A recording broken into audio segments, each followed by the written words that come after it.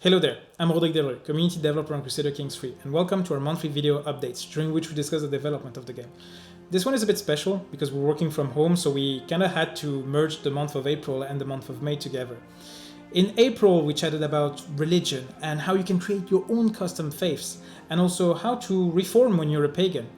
We've also chatted about holy orders, but also about the various game settings that empower you when you play Crusader Kings 3. During the month of May, we've tackled the map scope and also its various map modes. We've also chatted about culture and innovation and how those two mechanics play between each other. And finally, we set aside a nice art focus for you. Have a look.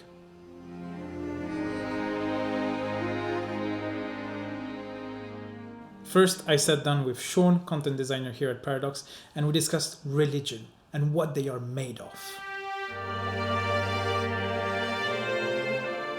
So a faith inherits several attributes from its parent religion. All religions have a set of doctrines that are considered to be the baseline doctrines, and faiths will inherit these doctrines, which include things like, is this a faith that has a dedicated theocracy or a more freeform lay clergy? Are clerics allowed to get married, or do they have to stay celibate? But different faiths may decide that, these doctrines are maybe more guidelines than actual rules. And as a result, they'll have their own take on doctrines and modify them slightly. In addition to that, every faith will have three core tenets, which are really the big thing that set faiths apart from each other, both within their religion and outside of it, with tenets being the most important rites and traditions of that faith represented in a mechanical way. Catholicism, for example, their tenets are communion. Another tenet is armed pilgrimages, which represents the Catholics' ability to basically travel all over the world, visit these holy sites by force of arms if necessary. Monasticism, which is a tenet which is all about monks living in monasteries and practicing their faith in isolation. When I posted the written copy of the development diary on faiths and religion in Crusader Kings 3, we had, at current count then, 99 faiths in the game. That has changed. We now have 101. But basically, there is a huge number of faiths in the game.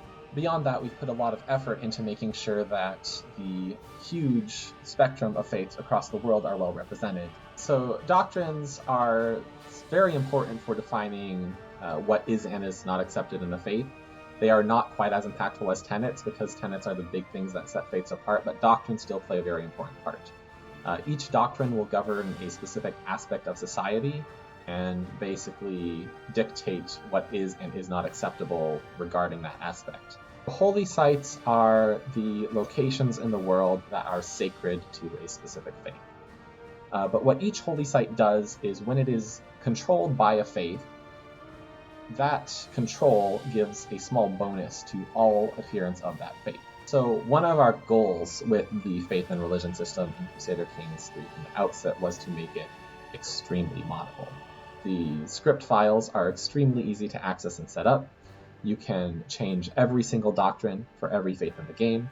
You can change every single tenet and make custom faiths. This would especially be useful for anyone who wants to do like total conversion mods or fantasy mods. And you're like, oh, well, this god is all about the light and burning heretics and purging the unclean with fire. Well, we don't have that exactly set up that way in the base game, but it's easy to mod that in. With Sean again, we've also discussed how to create your own custom religion and heresies. Have a look.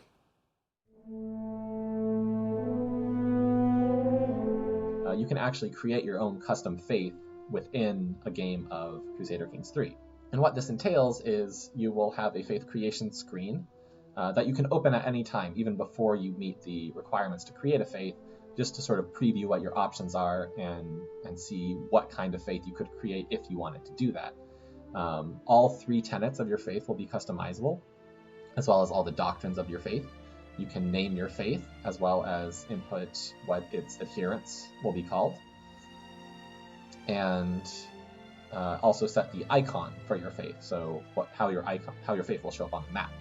And then once you have something you're happy with, you will receive a breakdown that basically says, in order to create this faith, you will need to have this much piety. The more you deviate from your current faith, the more piety you will need. So you're going to have a sort of tumultuous period where you have to establish your faith in the world and convert counties and convince vassals to adopt your faith and various other things. But eventually, you get your faith established in the world, and it will be just as legitimate and real as any other faith that starts in the game. All pagans' faiths in the game, with very few exceptions, start with the unreformed doctrine.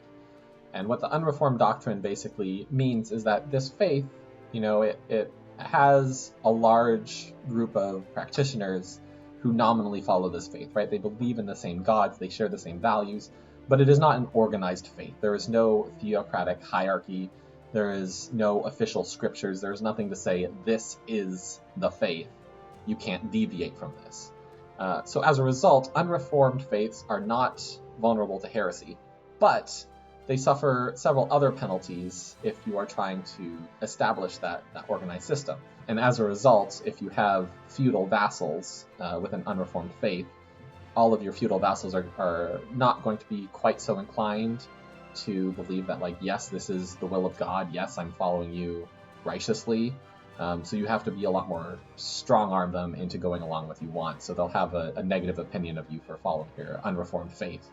Reforming a pagan faith follows a process very similar to the process for forming a new custom faith that I was talking about earlier. There are some additional requirements. Reforming a pagan faith is a little bit harder than just creating a new heretical faith with an existing religion, but there's some bonuses to make up for that. How heresies work in Crusader Kings 3 is that you have all of these faiths under a single religion, and no one of these faiths is inherently the correct faith, inherently the dominant faith. What faith is dominant is determined basically just by how large it is. So within the religion of Christianity, you have Catholicism, you have Orthodoxy, you have Catharism, you have Nestorianism, you have Coptic Christianity, you have Apostolic Armenian Christianity. These are all faiths, and from a mechanical perspective, they're all equal. But different faiths will view each other differently. So how does this actually play into spontaneous heresies rising in the game? Well, every faith in Crusader Kings 3 has a fervor score. And fervor is just a representation of how fanatical the adherents of this faith are, how much they believe in their clergy, how much they believe in their gods, if they feel like they sort of have, it's not Chinese, but sort of if the clergy has the divine mandate of God, if they're actually doing things the way God wants to. Fervor is primarily influenced by the actions of the clergy. And when fervor gets too low, it will cause a heresy outbreak.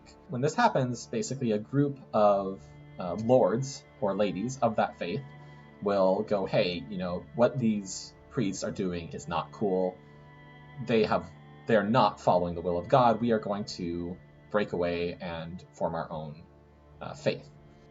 There are other ways that fervor can be influenced. Primarily, one of the big ones is when a new heresy outbreak does occur, both participating faiths get a huge spike in fervor. There's various things in the game that can damage or raise fervor, but based on how high or low fervor is, determines how likely heresy outbreaks are to occur, as well as how easy or difficult it is to convert people to your faith. But fervor is really this thing that establishes how strongly the adherents of this faith really believe in their faith as a whole. And all of the heresy and conversion mechanics are tied into that. So that's one of the big differences from Crusader Kings 2, where we only had moral authority. In Crusader Kings 3, fervor supplants that. But if you pay attention to it, it's a powerful tool in your toolbox that you can sort of not necessarily manipulate, but take advantage of the opportunities when they present themselves. With Linnea, content designer here at Paradox, we chatted about holy orders and how do they work. So a holy order is an independent military organization that is loyal to their faith, so their own god or gods. Holy orders are similar to mercenaries in a lot of ways, for example in the way that they have a title and they have an heir, but they do fight for a higher purpose than gold, and they will also not adhere to any 3-year contracts. They will continue fighting for you for as long as you are fighting enemies of your faith. You can hire holy orders when you are at war with a person of hostile faith. They will continue fighting for you for as long as you are, but they will also attack and engage with all your other enemies. But as soon as you are no longer fighting a person of a different faith, they will be dismissed. If you are a king or an emperor, you can found a new holy order if you're not already patron of one. But you can become the patron of more than one if, for example, your neighbor of the same faith as you are accidentally loses their land to you, and you then take over the headquarters of that holy order. When you found a holy order, you will be giving them a holding, for example a castle, and that holding will be the basis for the levies that the holy order will provide you with. So if you're the patron of a holy order, they might ask you for more land, they might ask you for your martially educated son to join their ranks. You might also ask them for gold, for example. If you do want to retake the holding that you've leased to Holy Order, you can disband them, but be prepared to face the wrath of both the Grand Master and the Head of Faith. And finally, also with Linnea, we chatted about the medieval tapestry that is CK3, the game rules that allow you to fulfill your wildest dreams. We are huge believers in letting the players tell the story they want and play the game that they want. So if you start the game from an historical standpoint, maybe your realm isn't as inclusive or as advanced as you would like in certain areas, but then we give you the tool to change that. And then also if you are more interested in exploring other challenges than just making those kind of changes, we also want you to be able to have a more level playing ground from the beginning and give you the power to decide that yourself. CK3 is a very diverse game in the fact that it spans half the world and it's almost 6 centuries of history. There's a myriad of different titles, culture, religions, and everything represented in the game. The choices and the content we have in the game is very readily available at start. So all the cultures and religions are playable at game start. And we also have a lot of game rules that can set and shape your settings. So for example, if you would rather play as a queen or instead of a king, even if everything else should be historically accurate, that's possible. Gender in Crusader Kings 3, especially then compared to CK2, is much more dynamic, and we have much more options to regulate what different rights and what different things the different genders can do. So for example, in Crusader Kings 3, most of the gender stuff is adjustable based on your faith, but we also have made an effort to make sure that all of the things that are restrictive to one gender can also be flipped and then be restricted to the other one. So for example, if your one religion has male domination, then you can also always go for female domination. So we always have the two sides of a coin.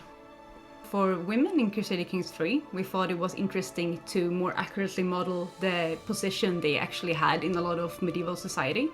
So we have introduced the spouse council position. We have updated sexualities in CK3. We have, for example, added asexual and bisexual to the roster. We have also made it so that the sexuality of a character is handled by its own system and not a trait, which partly makes it easier for us to use in script. It makes it more visible for the players, and it also makes it so that heterosexual is no longer the default and the norm, but all sexualities are displayed in a similar manner. A character's sexuality can never be a crime in and of itself. The only thing that can be criminalized then based on your religion and your faith is the acts you actually commit in the game. So the norm is that heterosexuality is the most common, but if you want to, you can also decide homosexuality or bisexuality or asexual to be the most common sexuality. Our dynamic phase system in CK3 adds a lot of variety to the experience of playing the different religions in the game. So for example, playing as a Christian ruler will feel very different from playing as a Buddhism ruler. So we have two different game rules in the game that mainly affect faith.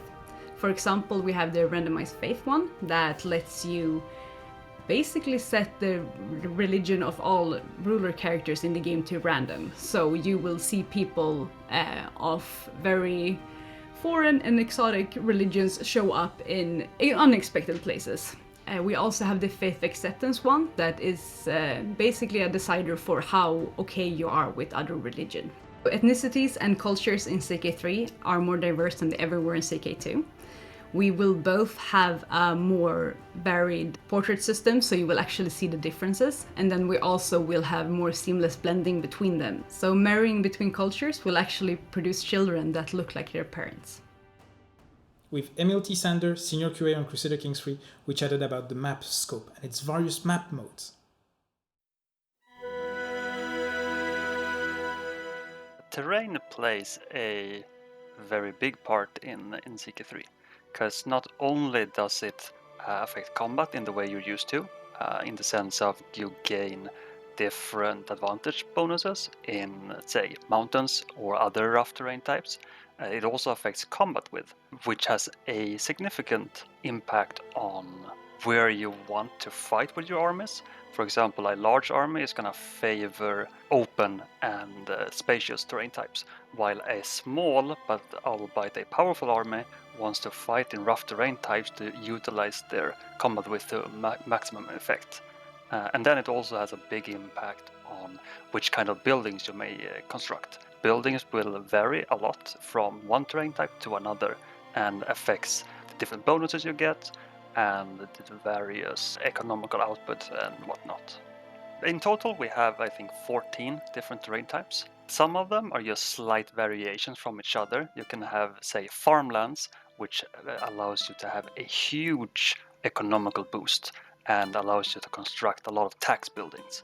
Meanwhile, we have floodplains, which is very similar to farmlands that allows you for a lot of tax revenue, but it has a lot less in, say, supply limit and combat width. So it does have some strategical differences between them. And then we have the other end of the spectrum where we have, say, jungle or mountains, which are rough terrain types that allows for huge impacts during battles due to their reduced or the lower combat width and various advantage bonuses you will get in battles. We wanted the map to be highly interactable, and we want it to be easy to do things directly on the map. Because, I mean, in one way, the map is something you see all the time, right?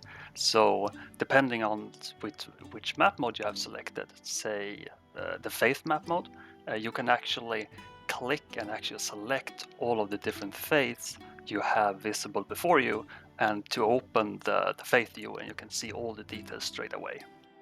And if you instead have the realms map modes, you can just like click a realm to open the character view for that ruler to make everything easily reachable.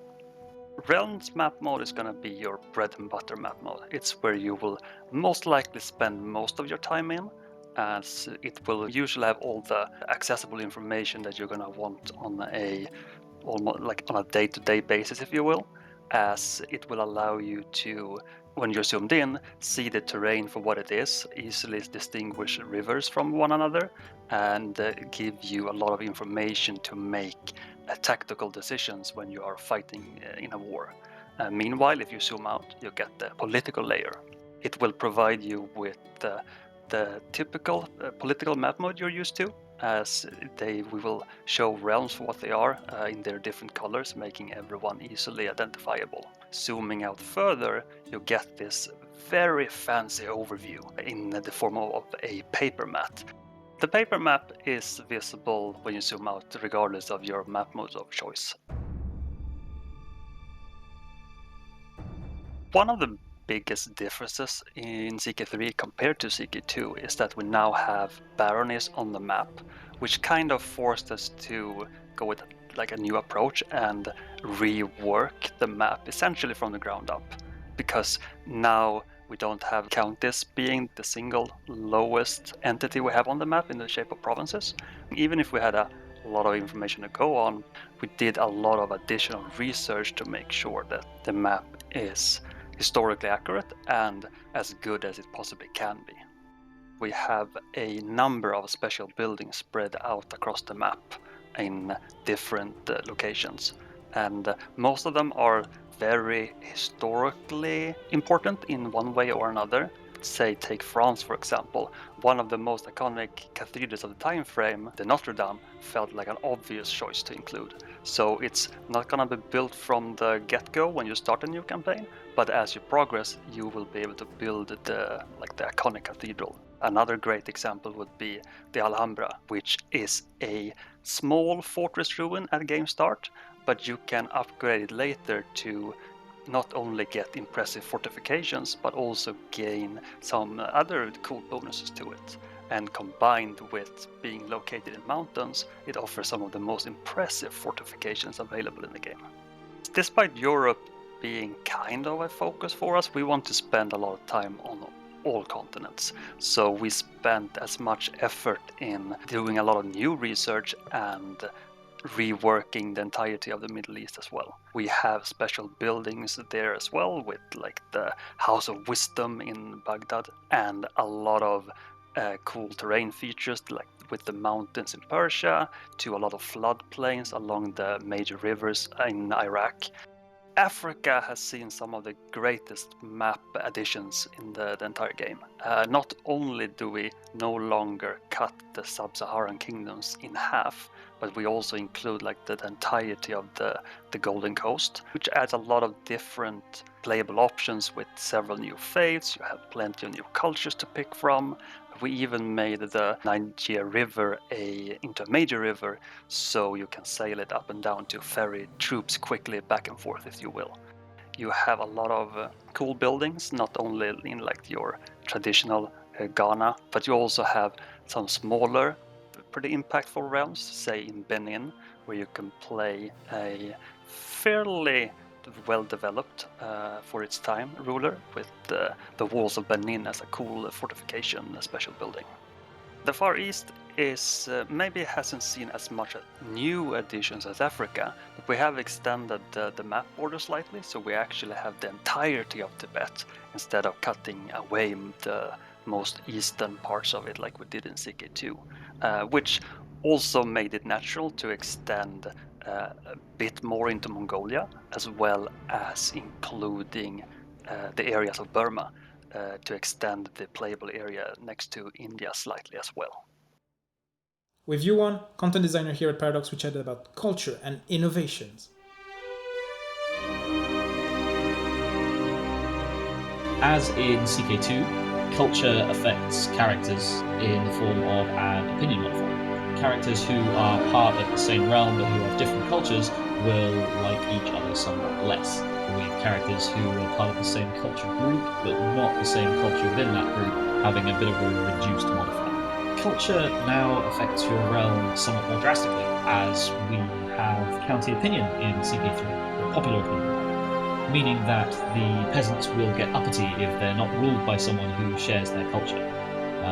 If they have someone in charge who doesn't share their customs or even their language necessarily. This is only applied to the direct holding rather than the indirect holding. We still have melting pots in CK3. We've got most of the old ones from CK2, a few new ones, and hopefully many more too. As a character, it is possible to convert to another culture, albeit with some difficulty, and you can also convert the culture of your counties via a council task which is entrusted to your steward. Culture is now an integral part of the technological system in CK3. We loosely divide technology into different eras, and in those eras we have different innovations which represent specific inventions, social practices, legal concepts, that type of thing. We have, broadly speaking, 3 innovation categories. We have military innovations, which affect martial matters. We have civic innovations, which affect your governance, your people, your society. And we have cultural and regional innovation, which are special innovations either unique to a specific culture, group of cultures, or an area. Innovations are unlocked over time. Each innovation has a fairly small chance to progress towards being unlocked per month, with 2 innovations per culture being the exception to that. One of these is your exposure, which is when your culture borders another culture which has specific innovation, and then through exposure to that innovation begins to adopt usage of it themselves. The other one is fascination, which represents the character who is the cultural head, the cultural heart of your people, making a concerted effort to make a new idea fashionable. So the cultural head is a ruler of a culture who has the most counties of that culture within their realm. They get to set the fascination for that culture. It gives you a measure of control over how your culture develops, what you prioritize, what you pick first. As a result, is core to how we're putting characters at the heart of the technology system. Eras in CK3 are how we gate innovations to make sure that they are appropriate. All innovations fit into one of currently 4 eras, with the innovations in subsequent eras getting increasingly more complex. As you progress through the eras, your innovations will steadily unlock new casus belli, new game mechanics, new forms of succession, that type of thing. You cannot unlock an innovation from an era that you haven't reached, and you reach an era by unlocking at least 50% of the innovations in the preceding era and hitting a certain minimum date. With Joachim, art lead on Crusader Kings 3, we chatted about, you've guessed it, art. We approached the art direction for Crusader Kings 3 by looking at some of the core pillars that we had set early on, and that is a big focus on characters and storytelling, and also that we make it sure that it is approachable and also gives the players freedom.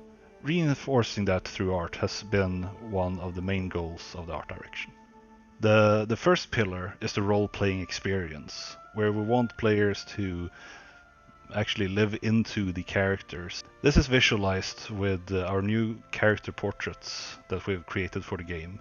The second pillar is the medieval game, and that is that we want to be as historically accurate as we can with our designs and the art and visuals in the game. When it comes to our illustrations and icons, they are made to reflect the time period, just like the 3D art that populates all of the map.